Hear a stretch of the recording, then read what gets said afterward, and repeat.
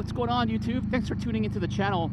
Today I wanted to talk about the Indian Scout 101 because last week I had a chance to demo that bike. Long story short, I really enjoyed that demo. It could be one of the best like small to mid-size cruisers available on the market.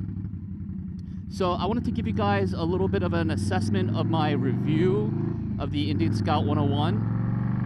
Unfortunately, I don't have the video on the demo itself because my battery went to kind of die on me. But I figure, we can take my Scout Bobber 20 out for a ride, talk about the new Scout 101, what I liked, what I didn't like, and then propose the question, is there a market for the Scout 101? Because even though it is a fantastic bike, it comes in at about $17,000, which is pretty high, and at that price point there's a lot of options available. So I wanted to explore the idea of the Scout 101 and talk about, is there a market for it, and would you consider buying it over some other motorcycles? So let's get right into it. In short, like I mentioned, the Scout 101 was fantastic. I don't know what that guy was doing. The power of the Scout 101 was right on, 111 horsepower, 83 foot-pounds of torque. And on the sport mode, man, you really felt everything that bike had to offer. It was fast, it was quick, it had really good throttle feel. The throttle didn't lag at all. On some of the Indian models, I do find that the throttle feels a little, just like not accurate, but on the Scout 101, it felt really good. It felt like it was already kind of tuned. It felt very responsive, no lag whatsoever, fairly linear in terms of power. So very manageable and very predictable. So it felt great. Just like powering through the corners felt really good on that bike. It's only a little bit more of an upgrade in terms of power and performance for my Scout Bobber 20, but all the little tweaks that they made, I feel like made a big difference. And on the topic of performance, like handling, taking the corners, that Scout 101 did not disappoint. Like, I remember while we were maneuvering through the corners and going through twisties, the Scout 101 cornered like a champ. Like, I was already into the corner and out of the corner before the group was, almost. It's one of those bikes that make you a better rider than you actually are. Like, that's how good it was. On my Scout Bobber, like, the corners are pretty easy, but man, the Scout 101, it just felt so much easier. It was like a cheat code, as the kids would say. It was like a cheat code for a cruiser to be able to take corners that easily, feel smooth in the around the bends. Oh man, that was probably one of the most rewarding parts of the Scout 101. Indian Motorcycles definitely knocked it out of the park with the Scout 101. And then in terms of ergonomics, great setup. It comes with the 6-inch risers, although I would prefer maybe the 10-inch that they have.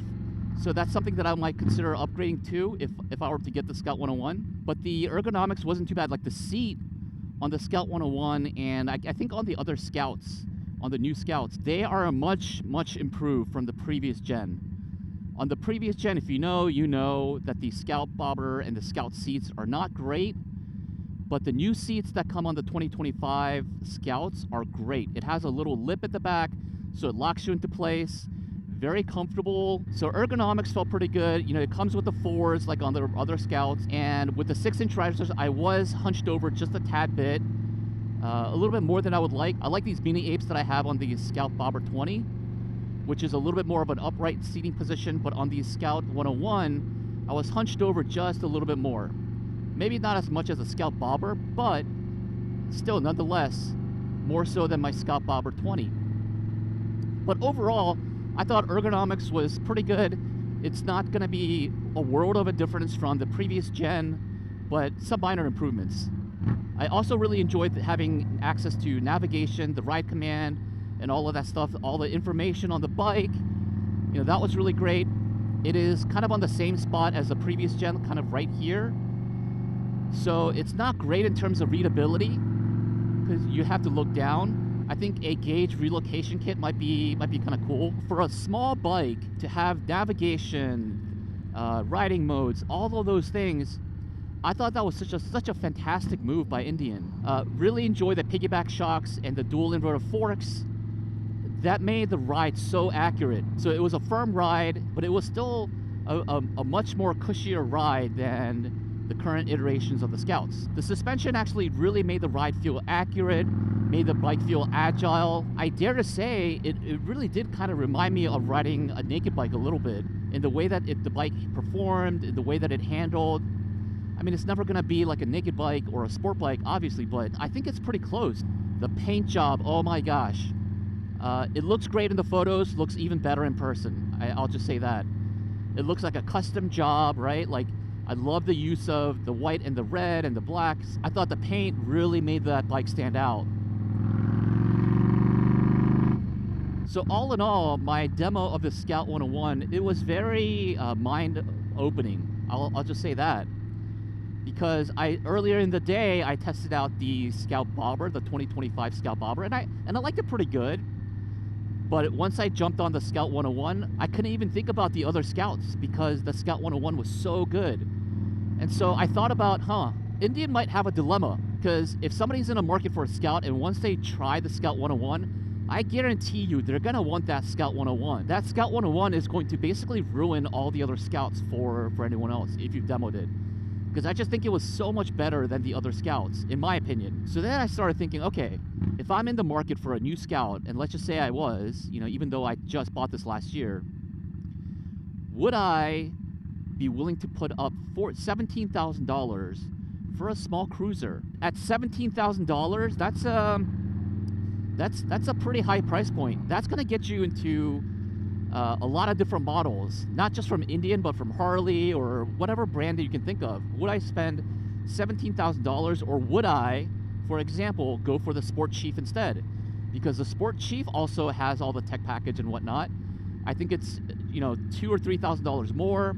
You get a bigger bike, bigger frame, more comfortable. It can definitely tour a lot easier than, I would say, the Scout 101. Like, I think the only downside for the Scout 101 by nature of that motorcycle is that it's a small bike, and I don't know how you would travel with it. You could probably put a couple of saddlebags. You might be able to put on a sissy bar and put a bar bag.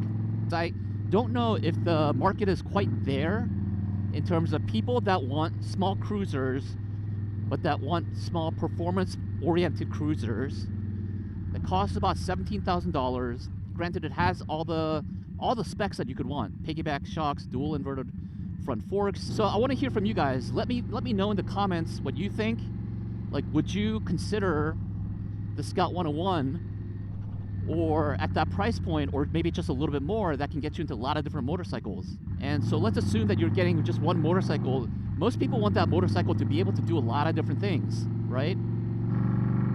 Especially when you're getting into cruiser territory, you want that bike to be able to travel long distance to some degree. You want to be able to commute with it. You want to do all these things. And not to say that you can't do that with the Scout 101, but if you pay a couple more $1,000s, you can get into a Chief, a Sport Chief, things like that. I mean, I can just imagine the scenario where somebody goes in saying, okay, I want a Scout. I don't know which one yet, but I'm going to test some out. And the salesperson tries to upgrade them to the Scout 101. And then, of course, that person falls in love with it, but says, hey, I wasn't really thinking about spending $17K. Let me go back and think about it. Then goes back into doing more research about, what kind of motorcycle you can get with that money. I don't know. Like, that's kind of what I would do if I was in that person's shoe. I would say, hey, I wasn't thinking about spending $17K on a motorcycle. I had my mind set on, like, 12, 13, maybe 14K at most. I think the Scout 101 could be in a little bit of a trouble. I'm not saying that nobody is going to buy the Scout 101. Obviously, people are going to buy the Scout 101. But what I'm saying is, in mass, are people going to buy the Scout 101, right?